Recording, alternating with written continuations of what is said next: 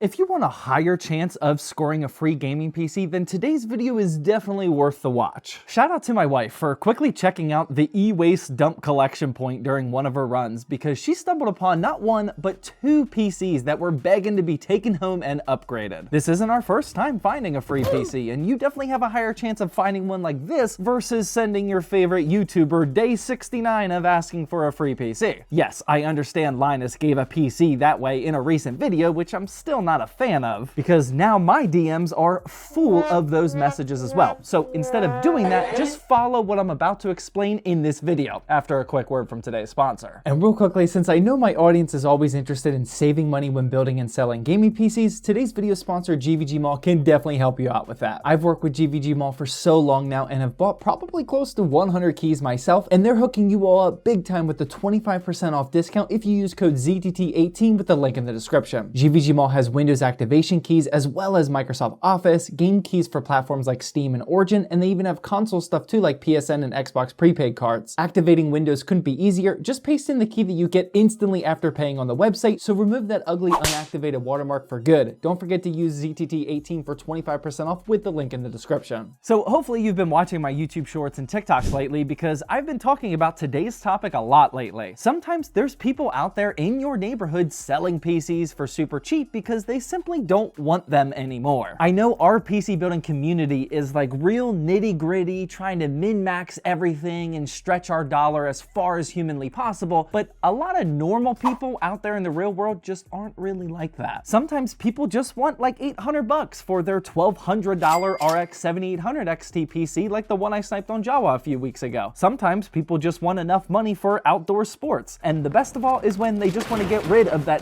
PC. Like I said, my wife randomly found this at an e-waste dump bin, and her being my wife knew that this is a perfect early birthday present for me. She was also smart enough to get out her phone and actually record what the PCs look like when she picked it up. I'm a pretty lucky guy.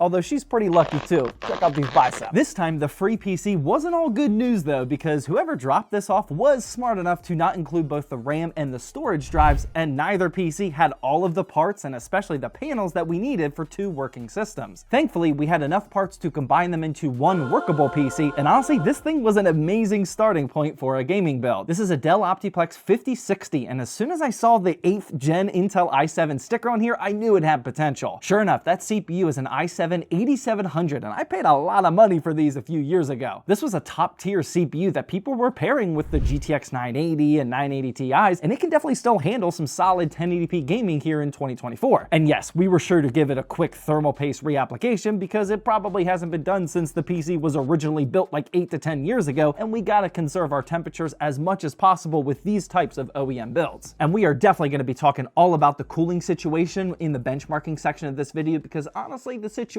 is not that good. But yeah, with this PC, other than cooling, we gotta do three main things to turn this into a beastly 1080p rig. We'll of course need to add some RAM and an SSD just to get the system to boot, but we'll also need a graphics card because the integrated Intel GPU just isn't gonna get the job done for me. Shout out to the 7% of you that are rocking this according to the ZTT hardware survey though, stay strong out there. For the GPU, we are very limited by our options though, because this is one of those OEMs where there's only one single slot available. There's very few GPUs that will even physically fit in here, but I did happen to have an XFX RX 6400 low profile sitting around, so I ended up just using that. The price of these brand new is still up around the $150 mark, and honestly, that's just very expensive for what you're getting. The GT 1030 is always an option for about half the price, and there's also the Intel Arc A380, I believe, which I would love to test at some point. There's an RX 550 and maybe one or two other options. This 6400 is probably close to as good as it gets though. I wouldn't necessarily target an OEM PC, especially if you're paying for it, just because of how limited the GPU options are, but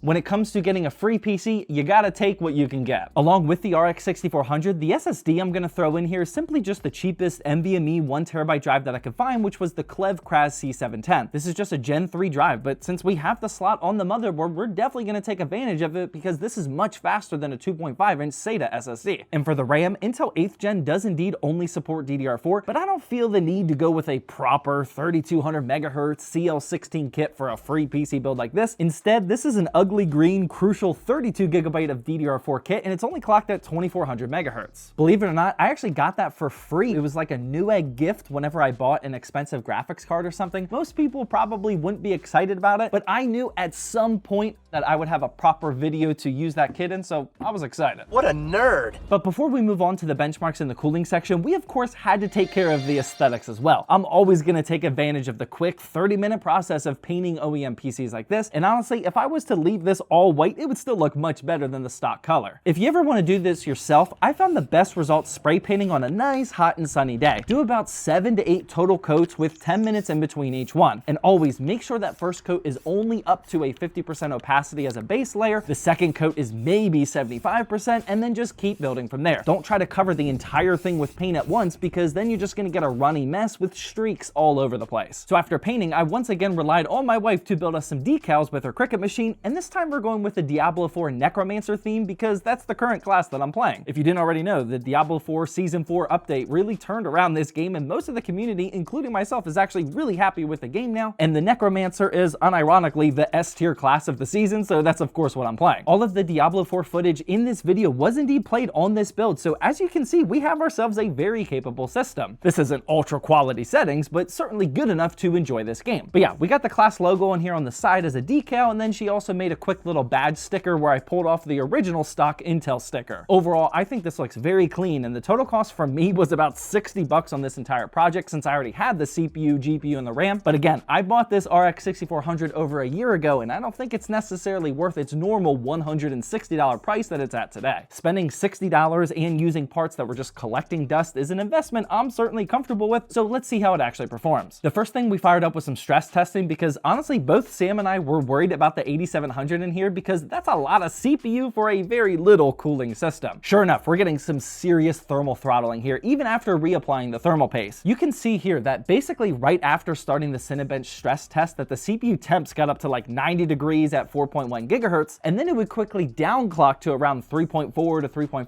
gigahertz and stay in the mid 70s. That's not terrible, I guess, because in theory, that is what the CPU should be doing when it overheats. The 8700's max turbo frequency is 4.6 gigahertz, so we're not getting anywhere close to that, but we are indeed staying above the base frequency, and there's not much we can really do from here. I made a video before about trying to out-engineer the OEM manufacturers who put these tiny PCs together, and the cooler that they provide is usually just going to be the best possible option. We tried running this both with and without the side panel installed with virtually no difference. Now, we don't need the 8700 to run at full 100% utilization, especially when gaming, so we're still going to get a good gameplay experience out of this. We are just definitely not getting anywhere close to the full potential of the 8700. So first up, we tested 3D Mark's Time Spy like usual, and this e-waste PC upgrade cranked out a score of 3,680. As we know, 3D Mark actually just came out with a brand new Nomad benchmark, and this one is apparently going to replace Time Spy as the main benchmark to run on not just gaming PCs, but other devices as well. And this PC cranked out a score of 116. That's kind of a weird score just to look at. It's only 3 digits, but I guess we're going to get used to it. We accidentally cut the footage before the screen fully loaded with the scorecard, but here you can see the 116 fading through, and apparently it considers this legendary. You're just trying to make me feel bad.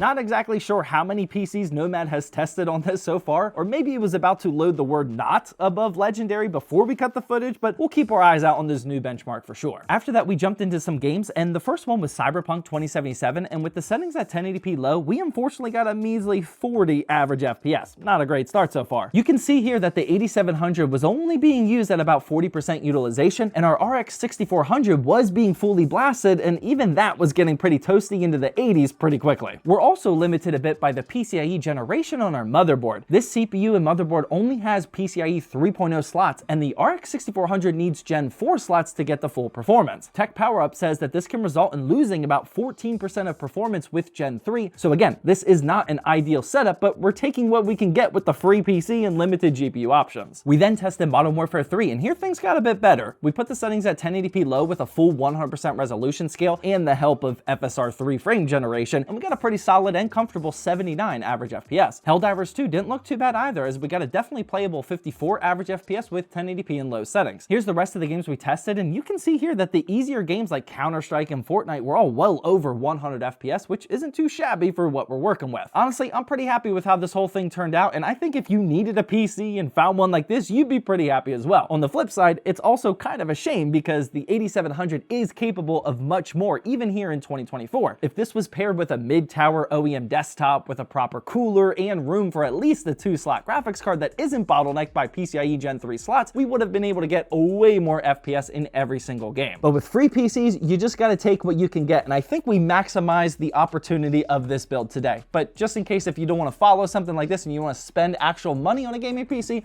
then feel free to click the video that's on the screen now.